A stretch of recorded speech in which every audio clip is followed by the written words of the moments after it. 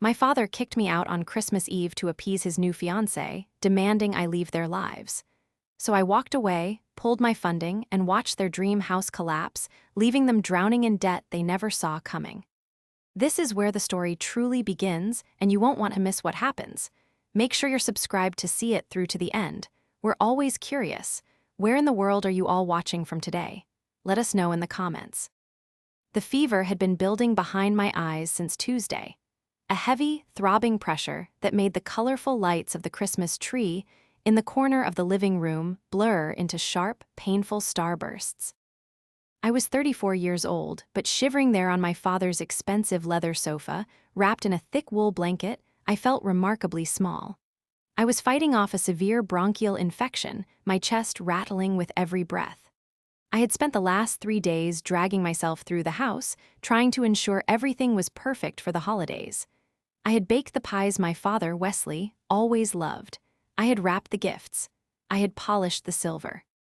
I was exhausted, physically depleted, and entirely vulnerable. I was waiting for Wesley to return from what was supposed to be a quick trip to the specialty grocer downtown. He had been gone for nearly 4 hours.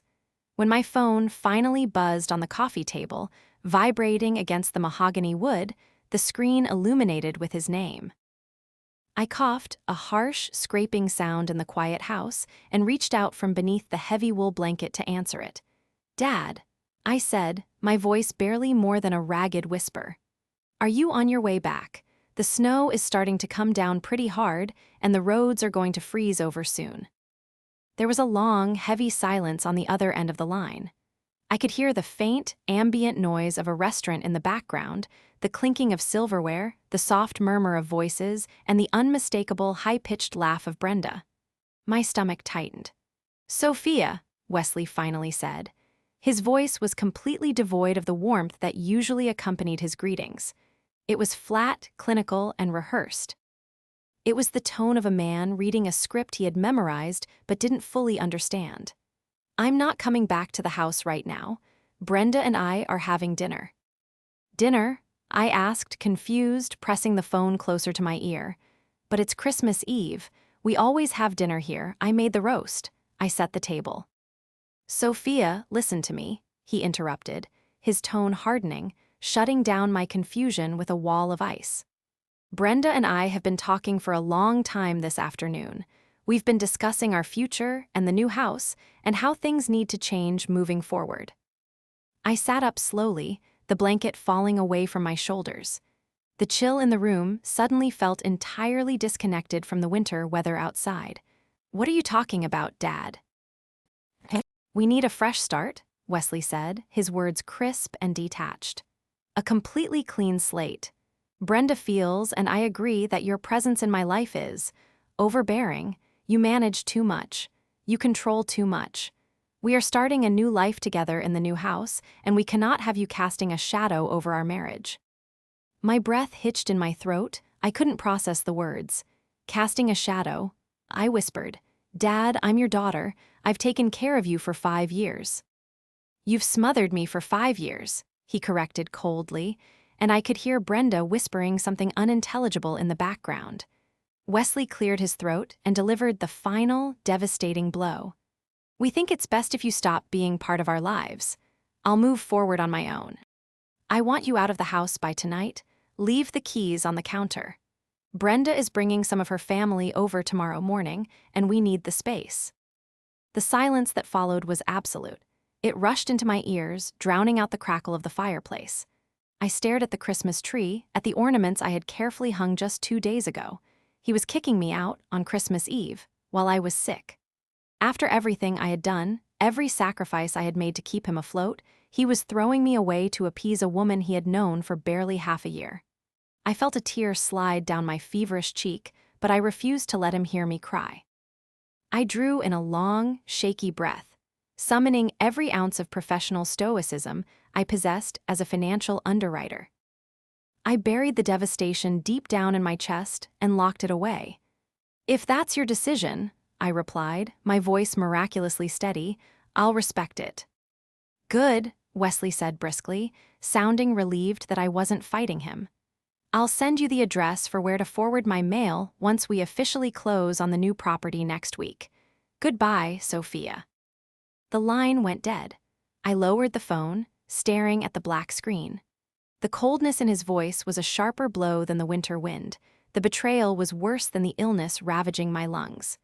The next 3 hours were a blur of agonizing physical exertion and profound emotional numbness. I dragged 2 large suitcases from the hall closet and began emptying my life into them. My chest burned with every trip up and down the stairs. I didn't pack everything, just the essentials: my clothes, my laptop, my most important documents. I left behind the furniture I had bought for the house, the artwork I had framed for him. I didn't want any of it. As I zipped the second suitcase closed, my phone rang again. It was Adeline, my closest friend and a senior colleague at the firm. I had texted her a brief, panicked message an hour earlier, asking if I could crash at her apartment because of a family emergency. "Sophia, I'm outside in the driveway," Adeline's voice crackled through the speaker, tight with concern and rage. "The roads are terrible. Grab your things. What the hell is going on? Your text made no sense." I grabbed my heavy winter coat, wincing as a coughing fit seized me. "I'm coming out." "He kicked me out, Adeline. He told me to leave." When I pushed through the front door into the biting cold, dragging my bags through the accumulating snow, Adeline rushed out of her idling SUV to help me. She took one look at my pale, fever-flushed face and swore loudly under her breath. She hoisted my bags into the trunk while I climbed into the passenger seat, wrapping my arms around my shivering torso. "What do you mean he kicked you out?" Adeline demanded as she put the car in reverse, the tires crunching loudly over the icy driveway. "It's Christmas Eve. You're sick. Did you guys get into a fight?" "No," I rasped, staring out the window at the house I had maintained for half a decade, watching it fade into the dark, snowy night. "There was no fight. He just called me from a restaurant. He was with Brenda. He said I was overbearing. He said they need a clean slate and that I'm not to be part of their lives anymore." Adeline gripped the steering wheel so hard her knuckles turned white. "That arrogant, ungrateful old man," she hissed. "After everything you've done for him, after you practically gave up your late 20s to nurse him through his depression. And who the hell does Brenda think she is?" "She thinks she's his future," I murmured, closing my eyes as a wave of exhaustion washed over me. We drove in silence for a long time, the rhythmic squeak of the windshield wipers the only sound in the car. As we neared Adeline's apartment building, my phone chimed with an incoming text message. I opened my eyes and looked at the bright screen. It was from Wesley. "Make sure you leave both sets of spare keys on the kitchen island. Brenda's sister is taking your old room, and we need to get in early tomorrow to start painting. Do not contact me regarding the new house purchase. My lawyer will handle the closing on Tuesday without you. We are having your name pulled from the documentation tomorrow morning." I stared at the text. I read it twice. And then, despite the fever, despite the crushing weight of the betrayal, a strange, hollow sensation began to bloom in my chest. It wasn't sadness anymore. It was the cold, calculating clarity of a financial underwriter looking at a fatally flawed spreadsheet. He was having my name pulled from the documentation.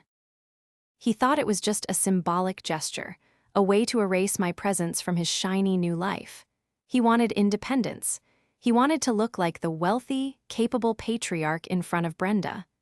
I locked my phone and rested my head against the cold glass of the passenger window. They wanted me out of the picture. I would give them exactly what they asked for. But they had forgotten one crucial thing. Without my name on that specific documentation, the entire foundation of their perfect new life was destined to collapse. To understand the magnitude of what was happening, you have to understand the past 5 years. When my mother passed away suddenly from an aneurysm, Wesley completely fell apart. He was a retired structural engineer, a man who had spent his life building bridges and commercial high-rises, but without my mother, his own structural integrity crumbled. He stopped paying bills. He stopped maintaining the house. He nearly lost his pension due to a series of incredibly reckless financial decisions made in the fog of his grief. I was 29 at the time, just beginning to make a serious name for myself in the corporate underwriting world. but I put my life on hold. I moved back into my childhood home. I took over his finances, organized his debts, and slowly pulled him back from the brink of total ruin. I set up a strict budget. I managed his investments. I became the parent, and he became the dependent. I didn't mind it. I loved him. He was my father, and I was all he had left. Or so I thought, until Brenda walked into a local charity gala 6 months ago and set her sights on him. Brenda was 42, though she claimed to be 39. She introduced herself as a high-end art consultant and gallery curator, a title that sounded incredibly impressive until you realized she had no actual gallery, no verifiable clients, and her primary source of income seemed to be the wealthy, older men she dated. She was immaculately polished, designer clothes, perfect hair, and aggressive perfume that lingered in a room long after she left it. From the very first time Wesley brought her to the house for dinner, I knew exactly what she was. I remember sitting across from her at the dining room table. She spent the first 20 minutes complimenting the crown molding, but her eyes were constantly cataloging the value of the room. "Wesley tells me you're a financial underwriter, Sophia," Brenda had said, swirling her wine glass, her manicured nails tapping against the crystal. "That sounds so stressful, dealing with all that money. And you manage Wesley's estate as well. That must be a heavy burden for a young woman." "It's not a burden," I had replied evenly. "It's family." Brenda offered a smile that didn't reach her eyes. "Well, he's so lucky to have you. But a man like Wesley, he needs to spread his wings, don't you think? He shouldn't be tied down by the past." Over the next few months, Brenda systematically isolated him. She complained that my budget was too restrictive, that I was treating him like a child. She convinced him that he needed a new home, a grand estate where they could entertain her high society friends. She found a massive, sprawling property in the wealthiest suburb of the city, a house that was easily 4 times what Wesley could comfortably afford on his fixed income. When the mortgage brokers balked at his debt-to-income ratio, Wesley had come to me, panicked and desperate, begging for my help. He told me Brenda would leave him if they didn't get the house. Out of blind, foolish love, I had stepped in. I didn't just co-sign, I leveraged my own immaculate credit. I restructured the financing through a private portfolio lender I worked with professionally. And most importantly, I put down the mandatory $150,000 earnest money deposit directly from my own private trust account, money I had spent a decade saving. I had structured the purchase contract meticulously, as any underwriter would. I built in strict contingencies to protect my investment. And now, sitting in Adeline's spare bedroom as the clock struck midnight on Christmas Eve, I realized Brenda hadn't just wanted a new house. She wanted total control of Wesley's assets, and she viewed me as the only obstacle standing in her way. She had convinced him to cut me out, assuming the financing for the house was locked in and that my $150,000 was now legally bound to the property, essentially a gift. She was an art consultant. She knew how to make things look beautiful on the surface. But I was an underwriter. I knew how to read the fine print. I reached for my phone on the nightstand, my fingers trembling slightly as I pulled up my contacts. I found the number for Nolan, my personal real estate attorney.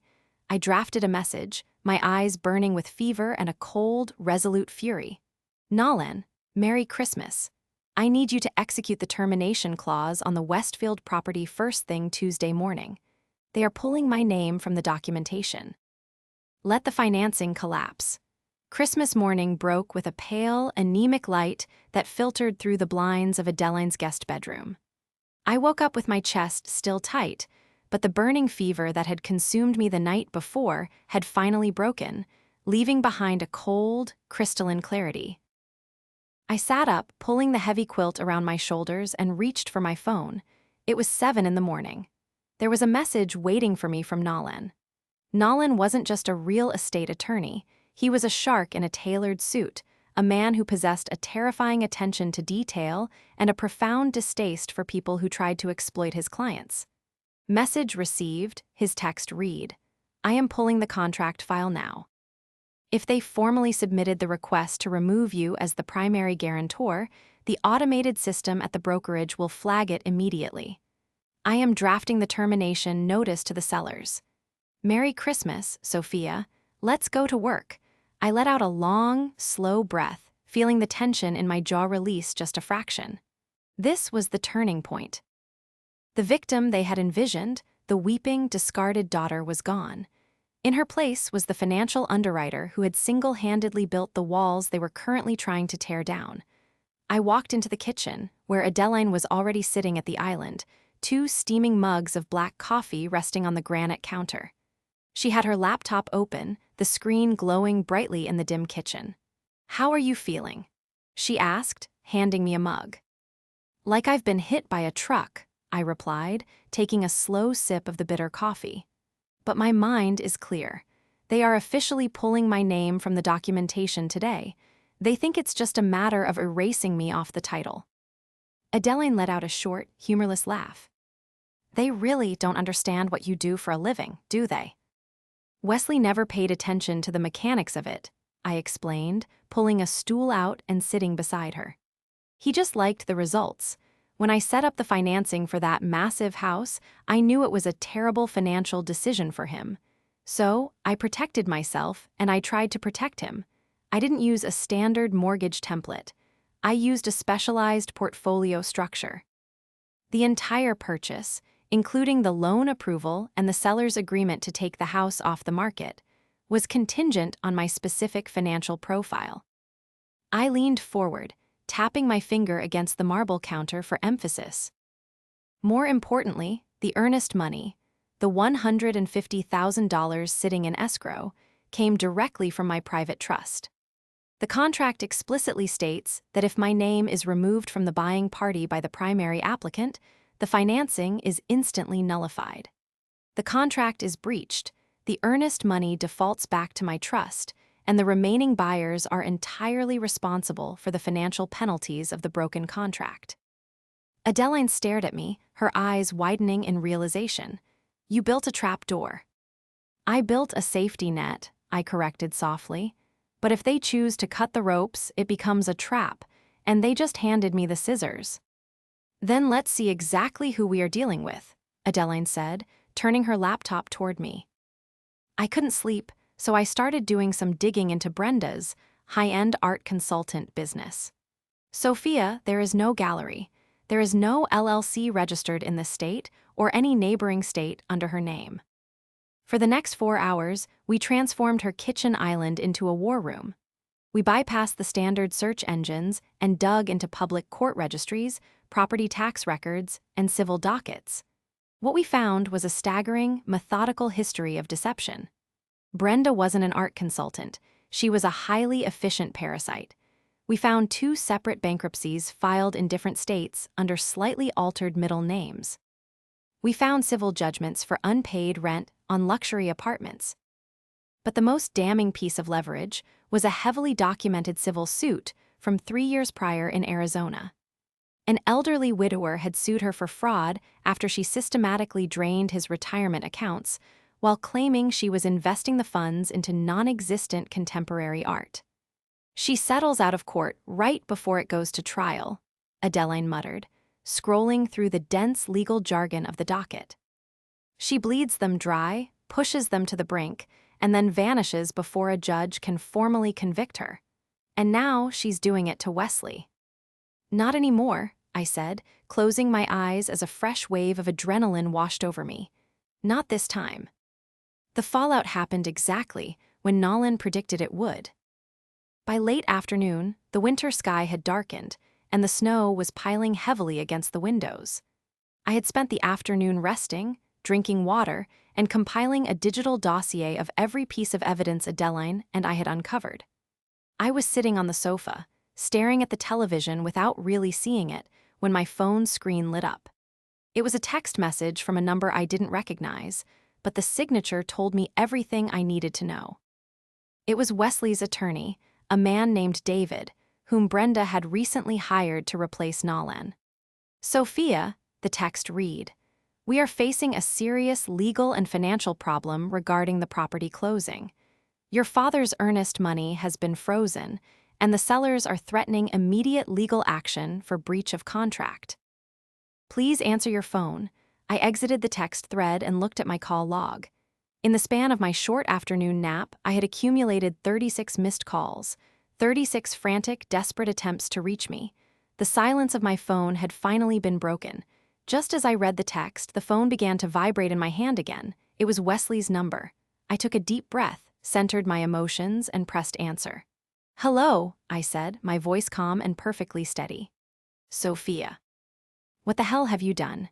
It was Wesley. It was Brenda. Her voice, usually so carefully modulated and dripping with artificial sweetness, was shrill, bordering on hysterical. The polished facade had completely cracked. "I haven't done anything, Brenda," I replied, keeping my tone entirely conversational, as if we were discussing the weather. "I simply respected my father's wishes. I packed my things and I left." "You canceled the financing," she shrieked, the sound echoing harshly through the speaker. "David just called us. The escrow account is empty. The bank is saying the loan is dead and the sellers are keeping the house and suing us for damages. You need to call your bank right now and fix this banking error. Right now, Sophia, or I swear to God I will have you arrested for grand larceny." I let her scream. I listened to her heavy, panicked breathing on the other end of the line. I didn't interrupt her poorly executed threats. I let her expose her desperation. "There is no banking error, Brenda," I said slowly, ensuring every word landed with maximum impact. "The earnest money was mine. It was wired from my trust. When Wesley, under your brilliant guidance, submitted the paperwork to sever me from the contract this morning, the contingencies I authored were triggered. The contract is breached. The money reverted to my account. I am no longer legally or financially associated with that property." "You little brat," she hissed, her voice trembling with absolute fury. "You planned this. You set us up. Wesley is your father. You're ruining his dream." "No, Brenda," I countered, my voice dropping an octave, cold and unyielding. "I was protecting his reality. Just like I'm sure that gentleman in Arizona wished someone had protected his reality 3 years ago. What was his name again? Arthur. Richard.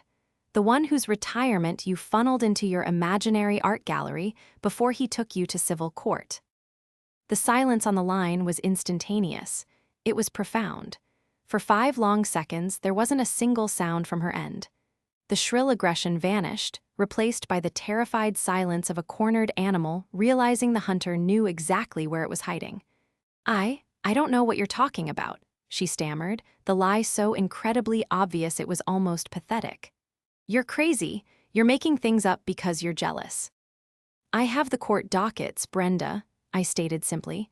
"I have the bankruptcy filings from Nevada." "I know exactly what you are. You wanted me out of the picture because you thought I was a naive daughter you could easily push aside. But I'm an underwriter. My entire career is built on finding the hidden risks, and you are the biggest, most obvious liability I have ever seen." She hung up on me. 10 minutes later, the phone rang again. This time, when I answered, it was Wesley. "Sophia," he began, his voice shaking. It wasn't the cold, authoritative tone from Christmas Eve. It was the voice of a man standing on the edge of a cliff, looking down at the jagged rocks below. "What is going on?" "Brenda is in the bedroom crying hysterically. She says you threatened her. She says you're trying to destroy the house purchase out of spite." I closed my eyes, a sharp pang of sorrow cutting through my anger. He was still defending her. Even as the walls were collapsing around him, his loyalty was completely misplaced. "Dad, listen to me very carefully," I said, refusing to raise my voice. "I didn't destroy the purchase.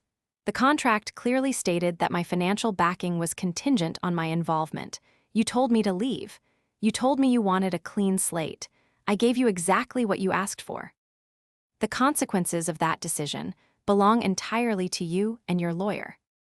"But the sellers are threatening to sue me," he shouted, panic bleeding into his words. "They want $50,000 in damages for taking the house off the market. I don't have that kind of money liquid, Sophia. You handle my accounts, you know that. You need to release the earnest money back into escrow immediately."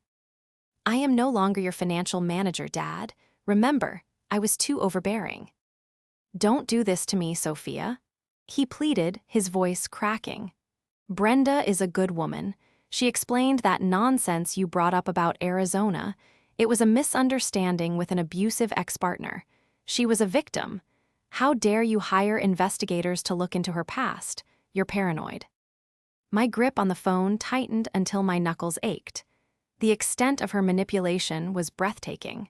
She had already spun a web of lies to cover the Arizona lawsuit, playing the victim to secure his sympathy.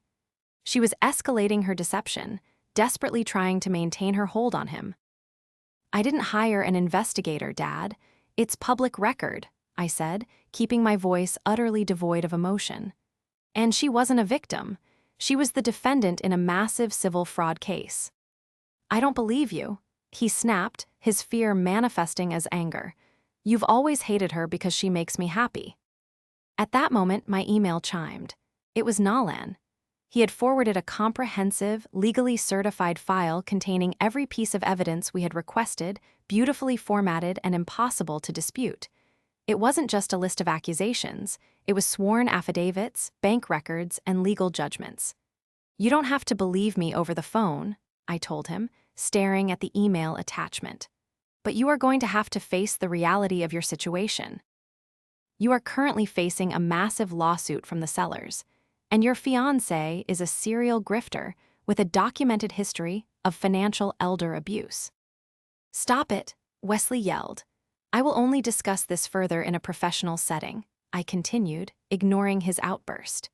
"If you want to understand how to navigate the legal disaster you are currently in, you and Brenda will meet me at Nolan's office tomorrow morning at 9 sharp. Bring your lawyer, David. Bring whoever you want. But if you don't show up, I will block your number, and you can face the breach of contract lawsuit entirely on your own." "You are my daughter," he said, a desperate final attempt to use guilt as leverage. "And yesterday, you told me you wanted to move forward on your own," I reminded him. "I'll see you tomorrow at 9, Dad. Don't be late." I ended the call and let the phone drop onto the sofa. The first 2 phases of the battle were over. I had survived the ambush, and I had set the trap. Tomorrow morning, under the fluorescent lights of a legal boardroom, I was going to spring it. Tuesday morning was bitterly cold, the kind of deep, biting frost that seemed to seep through the soles of your shoes and settle directly into your bones. I stood in the lobby of Nolan's law firm, a sprawling suite on the 42nd floor of a gleaming glass skyscraper downtown, and watched the city below wake up beneath a blanket of gray winter clouds. I had spent the last 48 hours oscillating between residual physical illness and a burning, hyper-focused adrenaline. Today, however, my chest felt clear. The fever was entirely gone, replaced by the absolute, unshakable certainty of a woman who had done the math and knew exactly how the equation would end. I walked into the main boardroom. It was a formidable space, designed to intimidate, featuring a massive, polished mahogany table that stretched across the room, surrounded by high-backed leather chairs. The walls were lined with heavy legal volumes, and the floor-to-ceiling windows offered a dizzying view of the city's frozen skyline. Nalan was already seated at the head of the table, impeccably dressed in a dark navy suit, calmly arranging 5 identical, thick manila folders in front of him. "Good morning, Sophia," Nalan said, his voice a low, soothing rumble that betrayed none of the predatory legal instinct he possessed. "Are we ready?" "I am entirely ready, Nalan," I replied, taking the seat immediately to his right. I placed my hands flat on the cool wood of the table, grounding myself.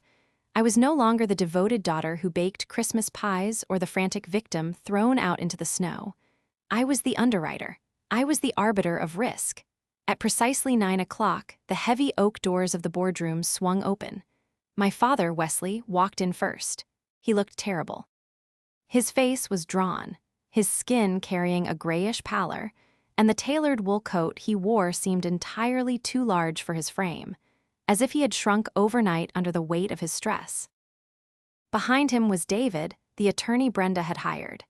David carried a thick leather briefcase and wore an expression of aggressive impatience, the look of a man who believed he was walking into a simple negotiation with a disgruntled, emotional family member. And finally, there was Brenda. She had dressed for the part of the wounded victim with theatrical precision.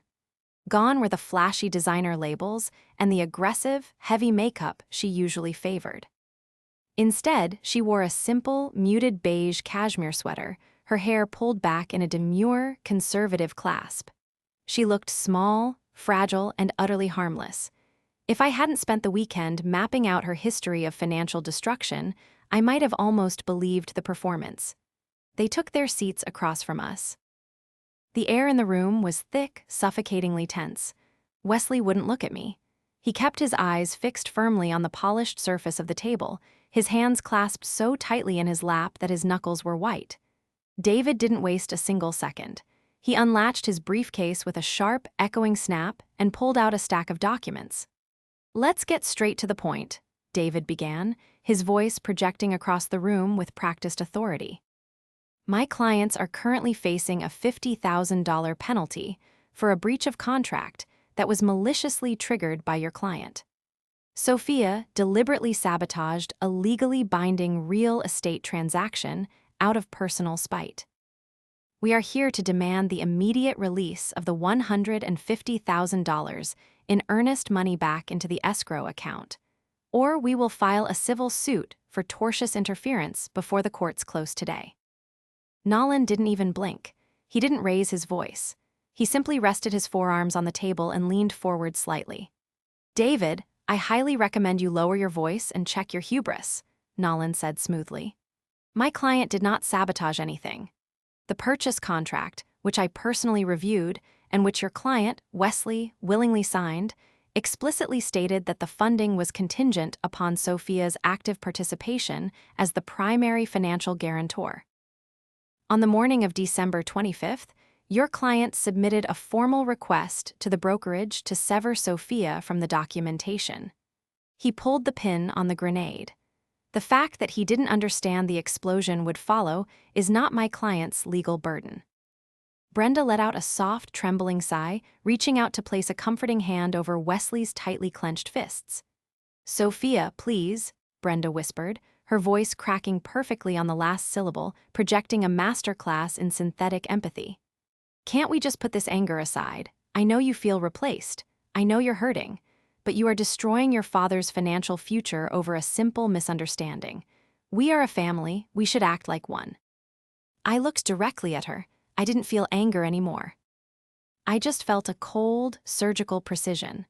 "We are not a family, Brenda," I said, my voice cutting through the quiet room like a diamond across glass. "We are opposing parties in a financial dispute, and you have never had the slightest interest in my father's future. You are only interested in his present liquidity." I turned to Nolan and gave him a single, subtle nod. Nolan slid the first thick manila folder across the smooth mahogany table until it bumped gently against David's briefcase. "David, I suggest you open that file. Turn to page 4, please. I want you to review the documents before you continue threatening my client with tortious interference." David frowned, his aggressive posture faltering slightly at Nolan's supreme confidence. He opened the folder. The silence in the room stretched out, heavy and absolute, broken only by the sharp rustle of thick paper as David flipped to the designated page.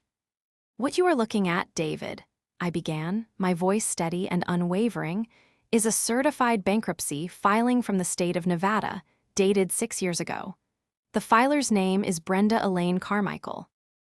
It details the systematic liquidation of over $200,000 in marital assets, hidden from a former spouse through a series of shell LLCs registered as fake art consulting firms." David stopped reading. His eyes darted from the paper to Brenda, a flicker of genuine alarm crossing his face. Lawyers, above all else, despise being lied to by their own clients. It leaves them exposed, vulnerable, and professionally compromised. "That's a lie," Brenda stammered, the fragile victim persona cracking instantly. She pulled her hand away from Wesley's and sat up straight. "That was my ex-husband's fault. He was abusive. He hid that money, and I took the fall to escape him. You have no idea what you're talking about, Sophia." "Then let's talk about Arizona," I countered, leaning forward, my eyes locked relentlessly onto hers. I slid the second folder across the table directly toward my father. "Dad, open the folder. Go to page 12. Wesley hesitated, his hands trembling violently as he reached for the manila cover. He opened it slowly, as if he knew whatever was inside was going to shatter his world. That is a sworn, notarized affidavit from a civil court in Maricopa County, Arizona, filed exactly 36 months ago. I recited from memory, the facts etched permanently into my mind. The plaintiff is an 81-year-old widower named Richard Evans. The affidavit details how a woman posing as a high-end art curator befriended him, isolated him from his adult children, convinced him to invest his life savings into a fictitious gallery, and then drained his accounts of nearly $400,000 before vanishing. I watched my father's eyes scan the page. I watched the color completely drain from his already pale face. "Look at the photograph attached to the police report on page 14, Dad," I commanded gently but firmly. Wesley turned the page. He stared at the glossy printed photo. A strangled, breathless sound escaped his throat. It was a surveillance still from an Arizona bank, clearly showing Brenda cashing a cashier's check. This isn't possible," Wesley whispered, his voice shattering in the quiet room. He looked up at Brenda, his eyes wide with a horrifying, desperate confusion. "Brenda, you told me you were living in Paris 3 years ago. You told me you were studying at the Louvre." Brenda's breathing became erratic. The calm, composed facade was entirely gone. She looked like a trapped animal, her eyes darting between David, Nolan, and the damning documents on the table. "They fabricated this, Wesley." She shrieked, her voice echoing shrilly off the glass walls. "She's a financial underwriter. She knows how to fake paperwork. She paid someone to make this up because she can't stand the fact that you love me more than you love her. She's a jealous, psychotic brat." "Careful, Brenda," Nolan warned, his voice dangerously low. "Slander on the record in a law firm is a bold strategy." David closed his folder with a heavy, definitive thud. He pushed his chair back slightly from the table, physically distancing himself from Brenda. "Brenda," David said, his voice cold and strictly professional. "You explicitly told me during our intake meeting that you had no prior civil judgments, no bankruptcies, and no history of financial litigation. You lied to me to secure my representation. Do your job and defend me." Brenda screamed at David, completely losing her composure. She slammed her perfectly manicured hands down on the mahogany table. "I am paying you to fix this." "Actually, my father is paying him," I corrected quietly. "Or he was." Wesley slowly raised his head. The confusion in his eyes had vanished, replaced by a profound, devastating clarity. The illusion he had so desperately clung to, the illusion of a fresh start, of youthful romance, of being desired, was dead. He looked at the woman sitting next to him, truly seeing her for the first time. He didn't see a sophisticated art consultant. He saw the parasite that had nearly consumed him. "The dates," Wesley murmured, his voice hollow and thick with unshed tears. "The dates on this Nevada filing. They line up exactly with the weeks you asked me for those emergency loans to cover your gallery's shipping costs. The loans you said you'd pay back once the house closed." "Wesley, baby, listen to me." Brenda tried, reaching for his arm again, her voice morphing back into a desperate, pleading whine. Wesley recoiled as if she had burned him. He stood up so quickly his heavy leather chair scraped loudly against the hardwood floor. He looked down at Brenda, his chest heaving, his face contorted with a mixture of rage, shame, and absolute disgust. "Don't you ever touch me again," Wesley said, his voice shaking with a quiet, terrifying fury. He turned his attention to his lawyer. "David, you are fired, or rather she is fired. I am officially retaining you, exclusively to extricate me from this real estate disaster. Brenda is no longer your client, and I will not pay a single cent of her legal fees moving forward." Brenda's face twisted into an ugly, hateful sneer. The mask had completely melted away, revealing the pure, venomous resentment underneath. "You pathetic, broke old man," she spat, her voice dripping with venom. "You couldn't afford that house anyway. You're nothing without your daughter's permission. You're a weak, helpless dependent, and you always will be." Wesley didn't argue. He didn't yell. He simply looked at her with overwhelming pity. "Get out," he commanded softly. "Get out of my sight before I ask Nolan to call the police." Brenda grabbed her designer handbag, her face flushed dark red with fury and humiliation. She shot me one final, venomous glare, but I didn't look away. I held her gaze with the absolute, unyielding calm of a woman who had won. She spun on her heel and stormed out of the boardroom, the heavy oak doors slamming shut behind her with a definitive, echoing finality. The silence that settled over the boardroom after Brenda's departure was heavy, not with tension, but with the exhausting, breathless aftermath of a major storm. David cleared his throat awkwardly, loosening his silk tie. He looked at Wesley, then at Nolan. "Well," David said, his professional arrogance entirely deflated, "this significantly changes our posture." However, Wesley is still legally bound to the broken contract with the sellers.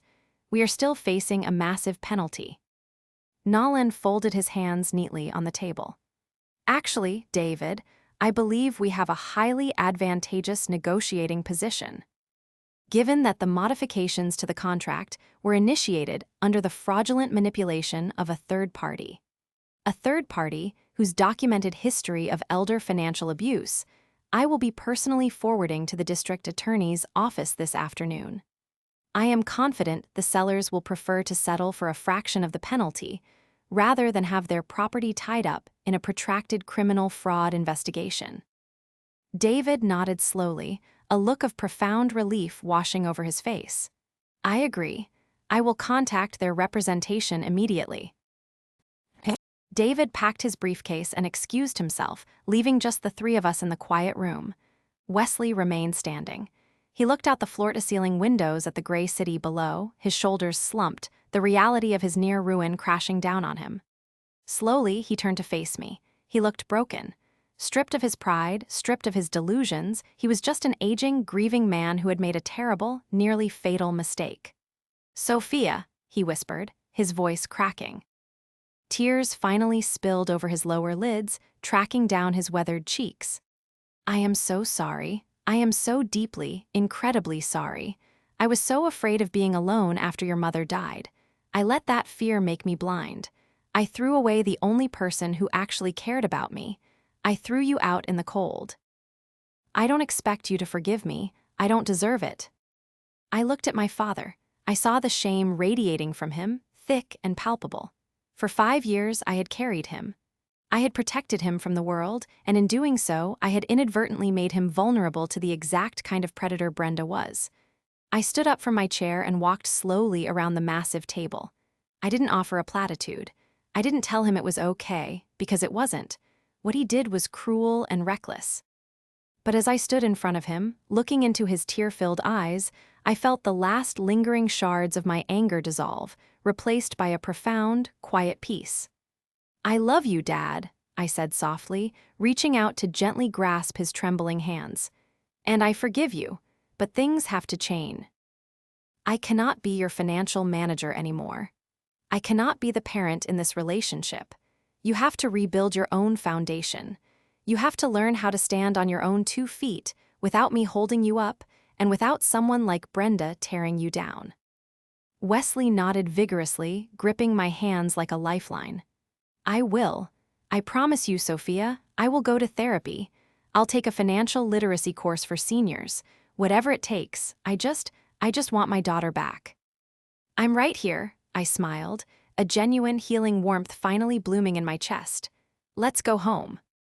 The aftermath unfolded rapidly in the weeks that followed.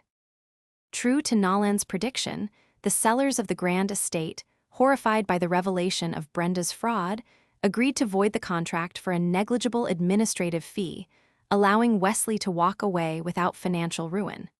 My earnest money remained securely in my trust.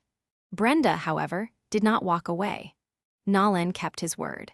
He forwarded our meticulously compiled dossier to the district attorney's elder fraud division. The overwhelming evidence we had gathered provided the exact ammunition the authorities needed.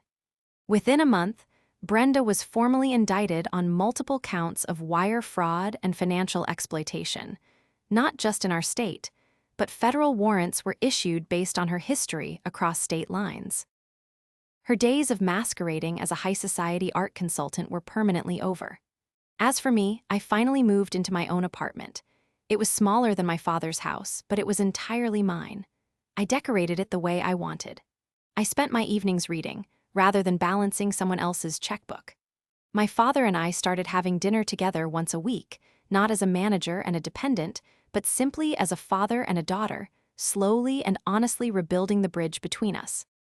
I had faced the ultimate betrayal, I had survived the storm, and I had emerged on the other side stronger, unburdened, and entirely at peace.